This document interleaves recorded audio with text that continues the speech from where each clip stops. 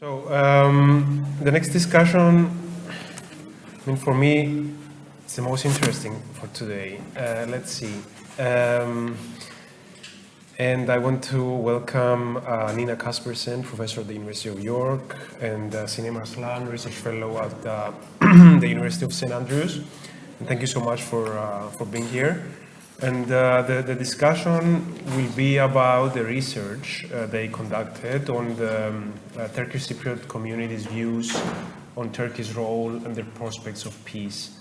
We'll start with a 5-minute introduction by Nina about the research, then Sinem will present the results of this research, and then I will give the floor to Mr. Ahmet Sözen, who is here to give us his remarks. So Nina, I'll start with you. Thank you very much, and thanks so much for inviting us. We're honored to be here today to present some recent research findings. So I'll just start by saying a little bit about the bigger project. So these findings are part of a comparative project funded by the Norwegian Research Council, which looks at a number of secessionist entities, that is, entities that have declared independence but are not recognized internationally as independent states. And the objective of this project is to uncover their internal dynamics and in particular the relationship with external patrons. Now, every time I present a research project like this, people will always say to me, but this case is different, this case is unique, Cyprus is different from all these other cases. And up to a point, that's true. These conflicts are all different, and the Cyprus conflict is different from other secessionist conflicts in a number of ways. And probably the most notable one in which it's different is in terms of the position of the international community. So not only has the UN Security Council called upon states to respect the sovereignty, independence and territorial integrity of Cyprus and demanded an immediate end to Turkey's intervention. In separate resolutions, it has also declared the Declaration of Independence legally invalid and has called for it to be withdrawn, and also called on states not to facilitate or in any way assist the secessionist entity. And this kind of legal collective non-recognition or UN decision on non-recognition is rare. There are very few cases of that. There would probably be a few more if Russia wasn't part of the UN Security Council, but as it is unique in that respect. And linked to this, the UN Security Council has set out clear conditions for the resolution of the conflict, that it must preserve the territorial integrity of Cyprus with a single citizenship and a single international personality. And it has also presented, as I'm sure you all know, a clear framework for such a solution. It's supported by a number of resolutions, and that's, of course, the bizonal, bicommunal federation with political equality. So just to say that first in terms of the differences that do exist. That said, we would still argue that the comparison makes sense, as there are some important commonalities between different secessionist conflicts, especially the ones where you have a secessionist entity that has declared independence. And that includes, for example, the challenges posed by increasing geopolitical tensions and uncertainty. That's something that applies to the Cyprus conflict, but it applies to a number of other conflicts as well. And regardless of any differences, what we argue in this project is that it's important to understand what happens within these entities. It's important to understand the views of the population, the views of elites, and the resources that they rely on, the resources that they can draw on, if we are to move towards peace, if we are to understand what the opportunities are for peace, but also the challenges that any peace initiatives will likely face. If we don't know this, if we don't have this knowledge, then we don't know what the challenges are. We also don't know what opportunities might be. And similarly, the relations of these entities with external actors, with neighboring states, they matter. Almost all of these entities that we're looking at are dependent on external support. They rely on external support for their survival. And this dependence, which often translates into a high level of patron control in these secessionist entities, presents a significant obstacle to peace. But what we find in our project is that these relationships are often more complicated than what we might expect. So then to what we'll be talking about today. So the results from the survey that we've conducted a survey in the Turkish Cypriot community, and Sinem also did a number of interviews with the elite. They point to both challenges and opportunities for reunification. They show a high level of dissatisfaction with the status quo, including with Turkish involvement. But this is combined with an absence of trust in key powers who have the potential to change the current status, and also a lack of belief in the feasibility of reunification. But I'll now hand over to Sinem, who can talk more about the details of those findings. So, in the context of Turkish Cypriot community, we wanted to understand how the population, the elite and the expert think of the current political and economic situation, their relation with three guarantor states, especially with Turkey and the UN and the Republic of Cyprus. We were also curious how they think about Turkey's interference on their domestic affairs, and most specifically how the respondents interpret the developments concerning the 2020 election, and the respondents' attitude towards their preferred status and prospects for unification. Our research design combined mass population surveys with in-depth elite and expert interviews. Our interview sampling included current and former representative of the Turkish Cypriot community, chief negotiator, diplomats, academics, journalists from different political backgrounds to accurately represent the characteristic of Turkish Cypriot community. Actually, our survey results clearly,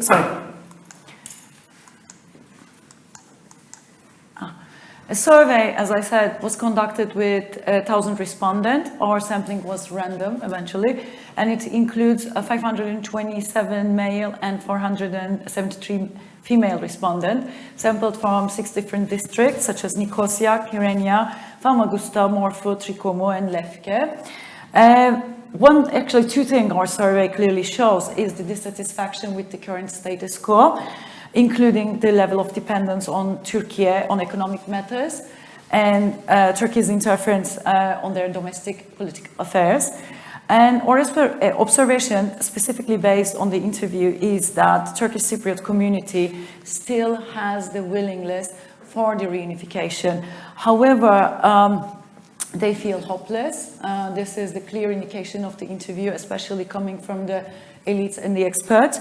And we can also see from the surveys there are a clear lack of trust and persistent security concerns that create a significant obstacle in front of the reunification. So we asked the respondent, one of the questions we asked to the respondent, do you think that things are moving in the right direction or in the wrong direction, to understand how they perceive the current economic and political situation? And 80% of the respondents answered they think things are moving in the wrong direction. And to understand their views on Turkey, we asked how big of a problem is the economic dependency on Turkey. And 87.7% of the population think that economic dependency on Turkey constitutes a problem, which is a huge number eventually. Then we asked the respondent, do you believe that Turkey interfered in 2020 election, which was eventually quite a controversial topic? And around 70% of the respondents said that they believe there is interference in this matter. And we also look at the supporters of Mr. Tatar and Mr. Akıncı, how they actually, whether there's a change in the dispersion in the data, and eventually supporters of Mr. Tatar think less likely to think there's interference. And then we asked the respondent, how big of a problem do you think is Turkish involvement in political affairs? Actually, 84% of the respondents think that Turkish involvement in political affairs create a problem. 11% of the respondents think this is not a problem, and 5% actually didn't answer. Two actually issues that I would like to point here is the first issue is that when we look at the interviews, there is a clear fragmentation among the elites and the expert about how they actually frame the Turkish interference in their political affairs, because some people think that's actually very welcome, whether most of the elites and experts think there is a huge problem. And also, actually, this number is quite striking because actually 80% of the respondents think there is a restriction on their freedom of expression. So actually, when we look at the answers, like I don't know, refuse to answer, it's a quite like 10% we see that they don't answer. Whereas in this question, like 84% says that involvement of Turkey in their political affairs create a problem. We also asked the respondent, how big of a problem for you is the Turkish military presence? Actually, 75% of the respondents think that this doesn't create a problem. So actually what I can clearly see in the survey response and the interview response is that there is a clear complicated relations with Turkey. Because on one hand, the population is actually quite disturbed about the political interference and economic dependence, whereas, I mean, this shows that actually they don't consider it as a problem. We also asked, do you agree with the stationing of Turkish troops and bases on your territory? So eventually, the 80% of the respondents actually think that they agree with the statement. We also asked to the respondent how big of a problem is the possibility of war between Turkish Cypriot and Greek Cypriot communities in the future. Actually, the answers are, again, quite striking. Sorry about that.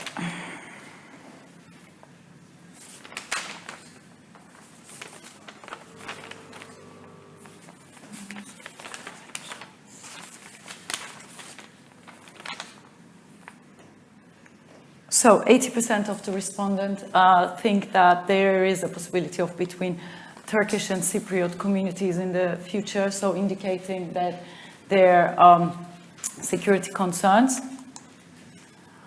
In terms of their view on the prospect for peace, we asked the respondent whether they agree or disagree with the following two statements to measure their level of trust to key stakeholders.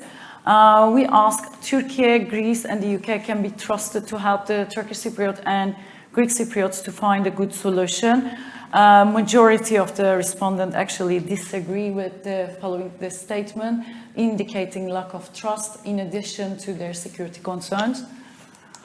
Again, we also asked the respondent whether the UN can be trusted to help the Turkish Cypriots and Greek Cypriots to find a good solution. Again, there is a huge and clear difference among the response, indicating the level of distrust. We also asked the respondent whether they find the following statement realistic in their lifetime. The Turkish Cypriot and Greek Cypriot communities on the island will reunify in a bizonal, bicommunal federation. Large majority of the population think this is not feasible or nor realistic in their lifetime. I mean, when we actually look in detail in the elite and expert interviews, we found that actually Turkish Cypriot communities that actually carry the willingness to actually, be part of a bizonal, bicommunal federation, yet they actually feel hopeless in terms of like their security level, like security concern, and also the lack of trust to the, three guarantor states and the UN.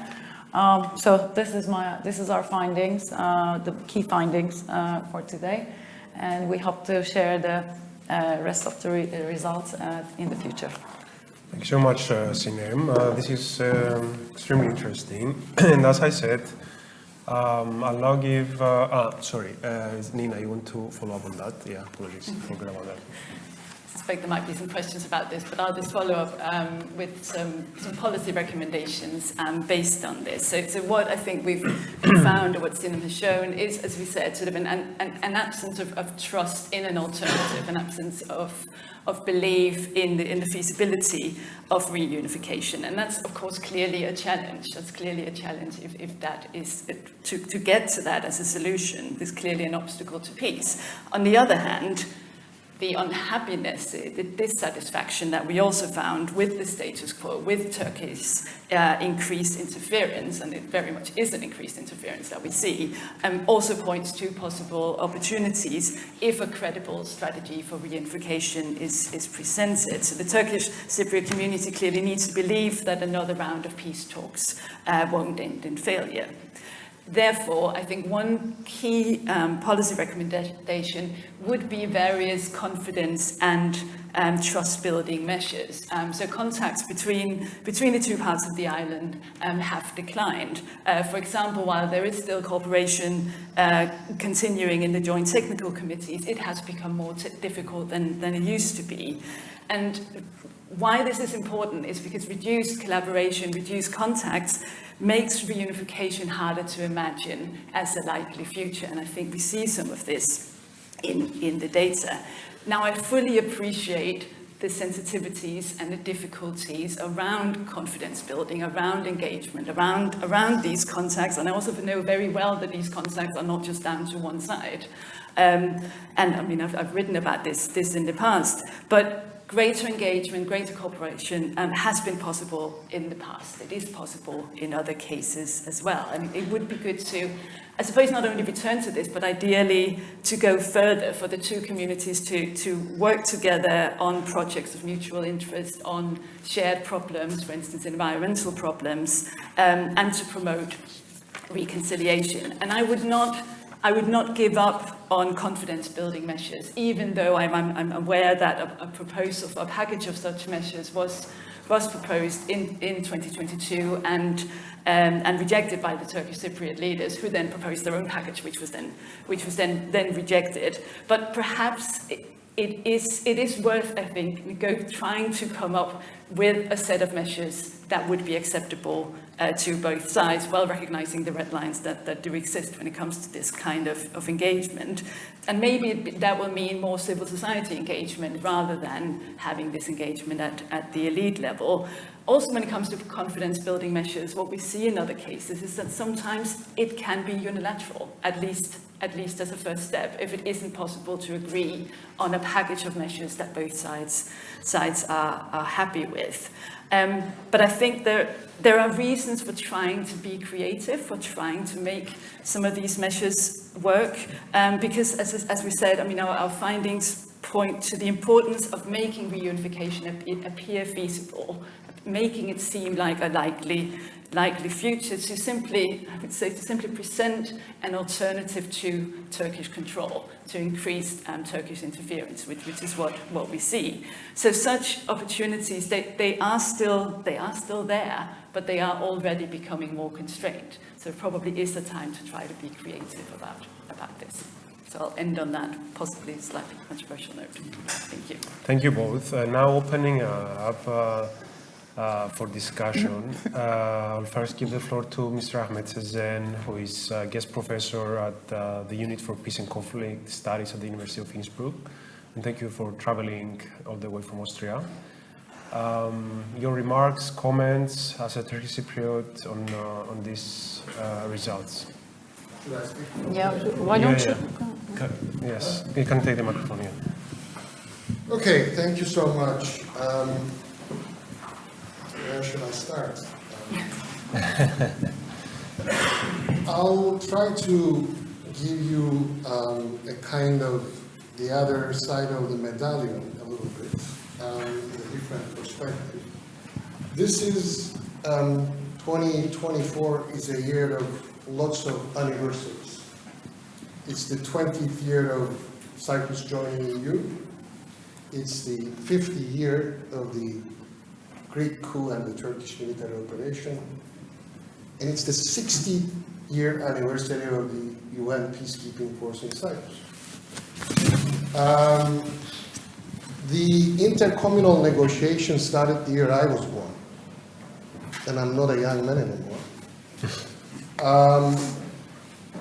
which is very much connected to one of the results where majority of the people on both sides of the island lost their hope.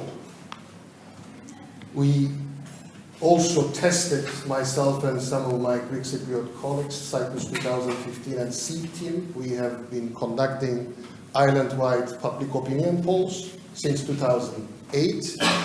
The UN Secretary General Ban Ki-moon cited us a couple of times in his report to the Security Council that the leaders need to prepare their people for a federal solution. So I'm very familiar with the results. We asked people, do you have hope that the Cyprus problem will be resolved? 70% on both sides says no. And why should they be hopeful? We are talking about a process that has been going on since the year I was born, or even earlier.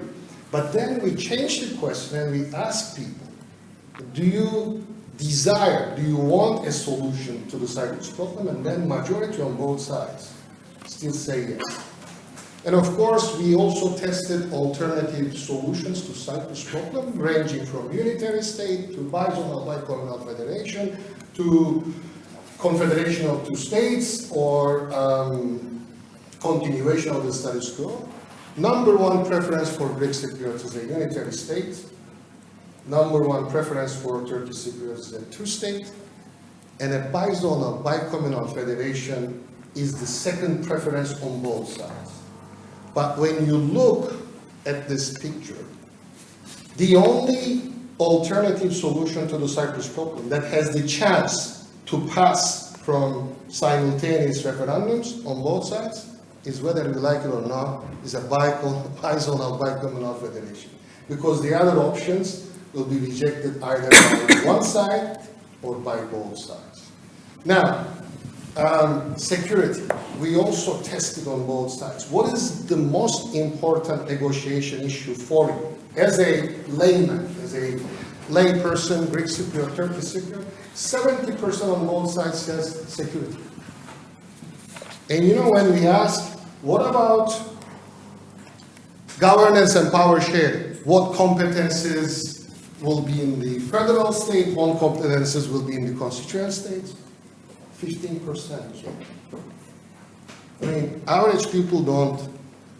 But of course, political elites and average people, there is no symmetry. If you ask political elites, of course, governance and power sharing becomes very important. But in order to get the hearts of common people, you need to design a new security architecture for United Cyprus that would address the concerns of both sides. We have done that back in 2016 called, we produced a report called a new security architecture for United Cyprus based on scientific work, focus groups, polling, and we presented that in Geneva to all the political party leaders, including we were in Geneva during the start of. In any case,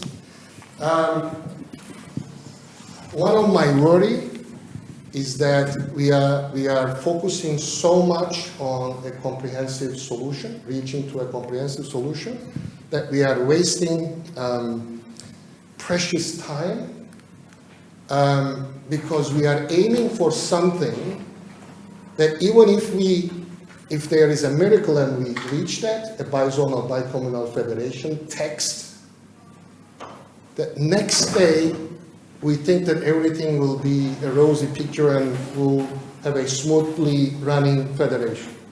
I'm sorry.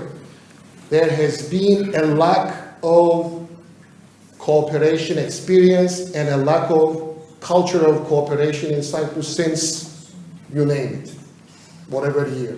So in that sense, I have been writing on Cyprus problem for the last 30 years, my PhD thesis, and I have been advocating that in addition to track one, there should be a parallel process of confidence building measures. I've been saying this since the 90s. that even if track one comes to a stop, the other process should continue to build trust between the two communities. One personal anecdote: I was part of this group of experts back in 1994. It's been 30 years. That was put together in the northern part of Cyprus to give advice to Mr. Denktash on the confidence building measures that the UN proposed in 1993 after the failure of the Ghani's set of ideas. And there I saw how these confidence building measures were politicized and flushed down the drain in one night.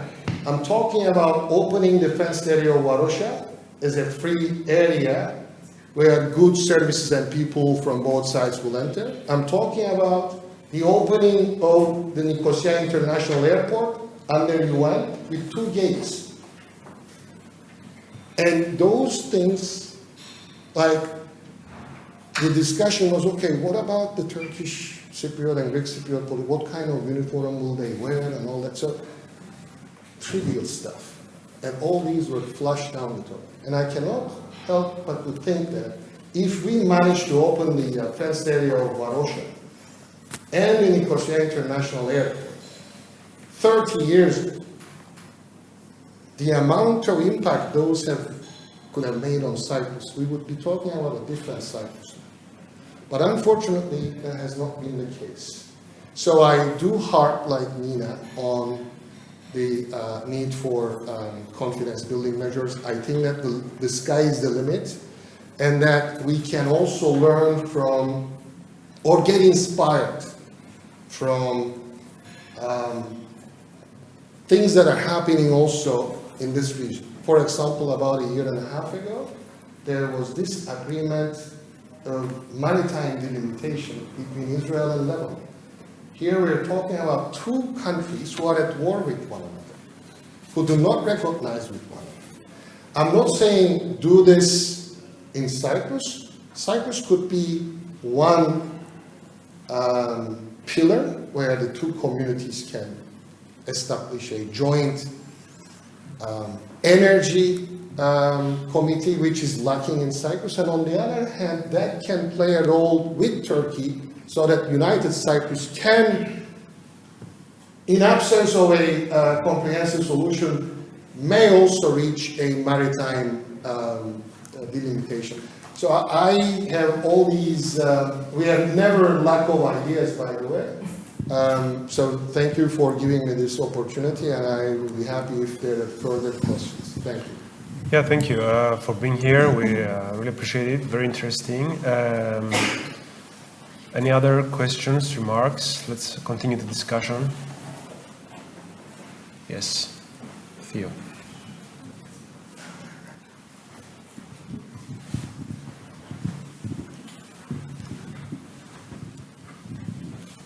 I have to put my hat on as lobby for Cyprus now, rather than education. I don't like having to go back to the basics, but I always like to say that we mustn't forget there was an invasion occupation of our island in 1974. So we mustn't forget that as a basic principle to build on. I'm very happy with a lot of the results that came out there, because the Turkish Cypriots have identified very clearly there is an obstacle. And that obstacle is Turkey. So that is the element that we have to look at as far as the international community is concerned, and as far as the way forward is concerned. And it's addressing Turkey to see how they can, therefore, sit down to negotiate. Yesterday, Mr. Dagic was in Turkey, and so was, I think the Secretary General's envoy was basically had a meeting with Tatar yesterday.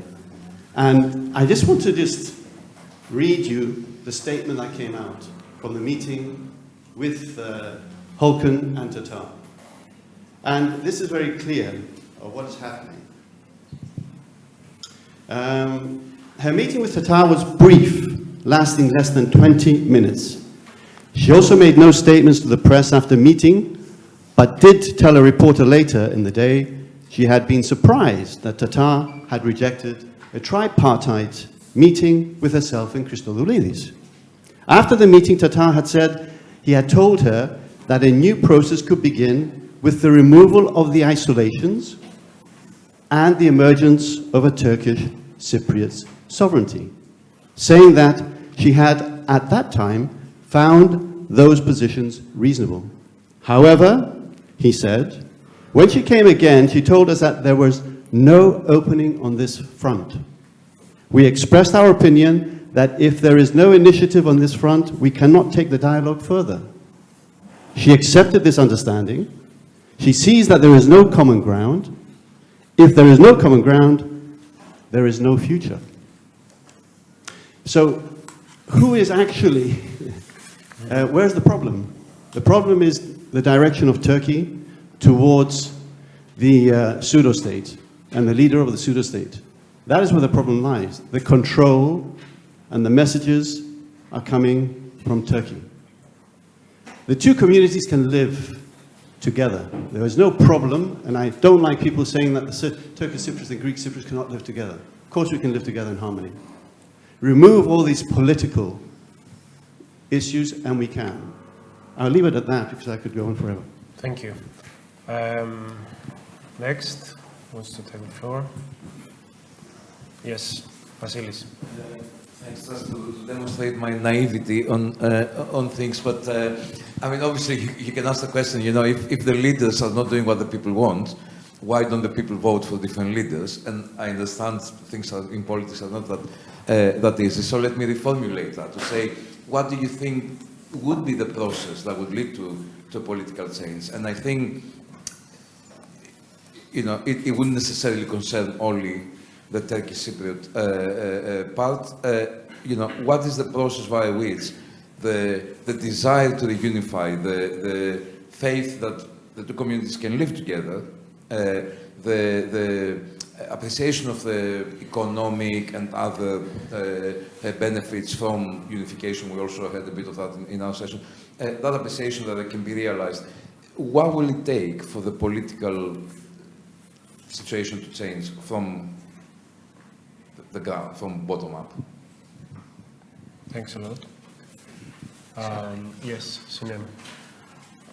Well, actually, when we talk about different leaders in terms of 2020 elections, Mr. Tatar won actually with a very tiny majority, around 3,000, as you know, and there was like a clear, strong interference. In terms of when you ask about what would create the change, I do believe that it's the confidence building measure that are quite important, because unless this would be implemented, we would see in the Turkish Cypriot community that the ultranationalist would actually triumph, because the answers shows, compared to previous surveys, that there are like clear reactionary answer regarding the, you know, they believe, or whether or not they believe in a bizonal, bicommunal federation. So I think this issue has a clear importance, because more and more, otherwise the Turkish Cypriot community would, you know, sympathize what Turkey is actually would like to achieve in the north. I do believe, and I think this is quite important. Thank you. Nina? Yeah, I just wanted to come back on the Turkey as an obstacle to peace. Well, there's no doubt that that's the case, and that there's been a significant change since Crans-Montana, and a very explicit change in terms of Turkey's position. And we're not denying that in this project. We couldn't cover everything we're looking at, but part of what we are looking at is how patron state support and control and interference is an obstacle to peace in the conflicts that we're looking at. But it's not the only one. And I think what we're also arguing is that it's also important to look at what happens on the ground, what happens within these entities, because part of what we're finding is, well, first of all, the situation is dynamic, that relations with patrons change, partly because patrons change their minds. And I guess, I mean, with Turkey, we have seen some changes over time, and I guess, I mean, Sinem is more of an expert on this than I am, but some, I guess, unpredictability sometimes as well, or pragmatism, I'm not sure what it is. But what we do also see is a level of, so it matters, so if the patron changes its position, well, then in a way, then you need to be ready, and then you need to have the conditions domestically for peace to happen and for peace to be implemented as well, as Ahmet was saying. It's not enough to have an agreement, it also has to work, it also has to be implemented, and trust, we know that trust is important for that. And if you don't have it, then an implementation of an agreement might not work. But I think the other thing that we've found in this, we're finding in this project, is that there is a level of, even when you have a strong dependence on a patron, when you have a lot of interference, there is still a level of agency remaining. That these local elites, the local leaders are able to do things that the patron isn't always happy with. If they feel that they have a reason to, if they feel that they have an incentive. And of course, one incentive could be if the population feels very strongly against the patron, and that's a part of what we see here, even if the relationship is complicated. So yes, you're absolutely right, it's an obstacle, but it doesn't mean that it's the only thing we need to look at, would be my point. Thank you. Thank you. Any other points? Maybe Mr. Yep. Yeah. Actually, I have maybe a question or a comment. Sure. Sorry, hi. Elias Ilia again. So there are rumors, I mean, I don't have any facts, but on the north, a lot of people are coming from Turkey, so that kind of changes the demographics.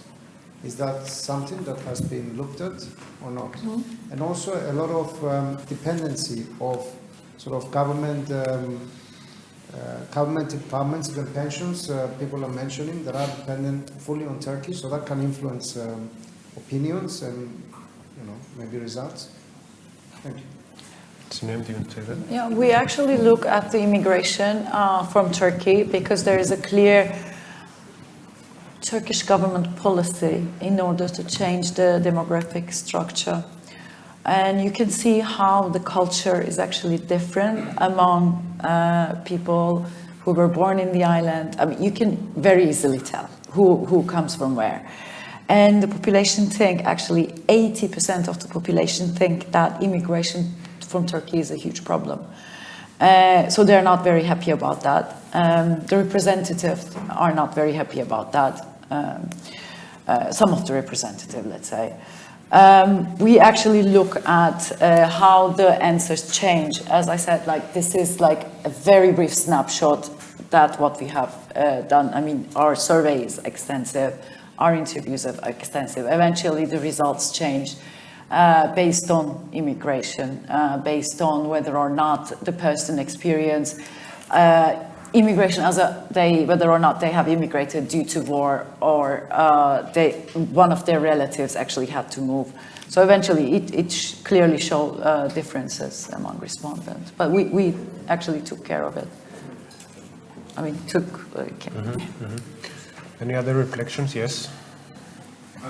Just out of curiosity, did the research you have, did the research you have actually have an opinion on what happened to Ukraine recently?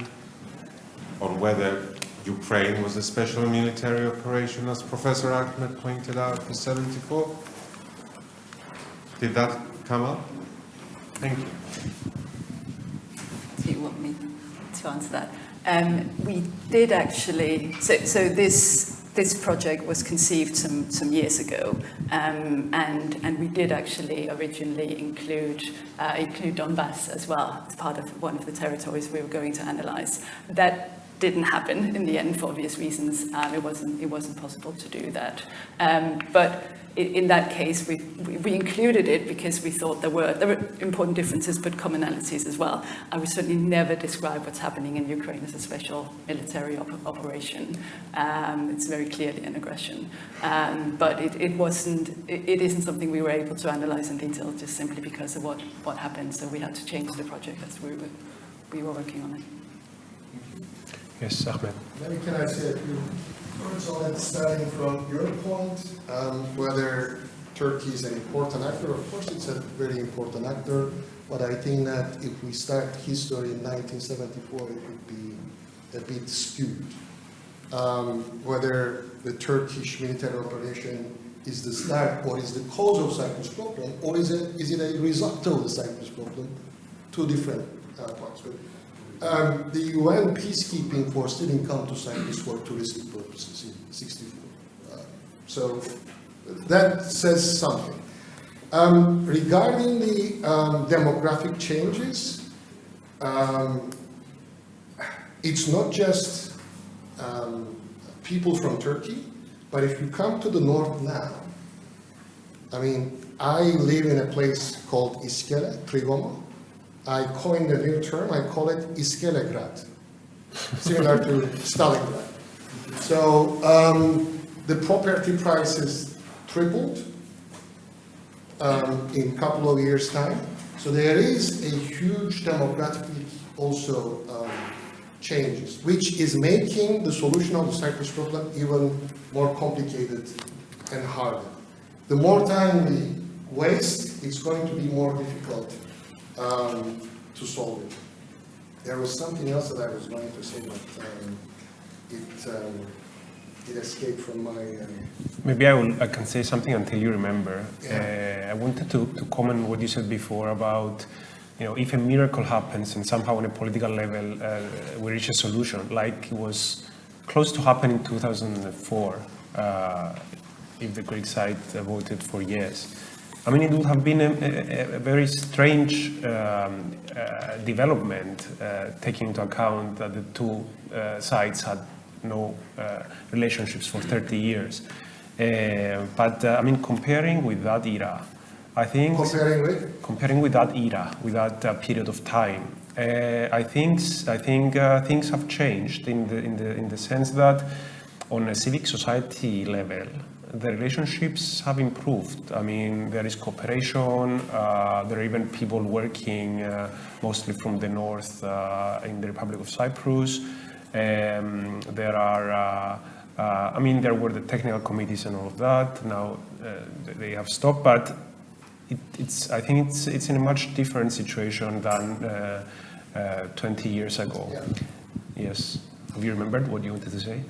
No, I didn't, but I have been a bi-communal conflict resolution group member since the 90s, and I participated even in a very difficult time when the checkpoints were closed. We were trying to get special permission from both sides in order to be able to meet in the buffer zone line, which is... so when the checkpoints were opened, maybe our expectations were huge, and then we were disappointed to a certain extent because it didn't automatically translate it into integration between the two communities at the beginning. But now, retrospectively, when I look at it, it seems like the opening of the checkpoints have broken some taboos, that at least there is a level of civility in Cyprus, that people cross on both sides. It's probably the peaceful conflict in the world, although no frozen conflict is frozen. But nonetheless, I think on the individual level, things have improved. Mm-hmm. Now, I started remembering the Russia-Ukraine war. We asked questions in the past that if there is a guarantee system in Cyprus, who would you prefer that you have your guarantee? You know who came number one? 58% of Greek Cypriots? Russia. Number one. Much more than Greece and Turkey and France and whatnot.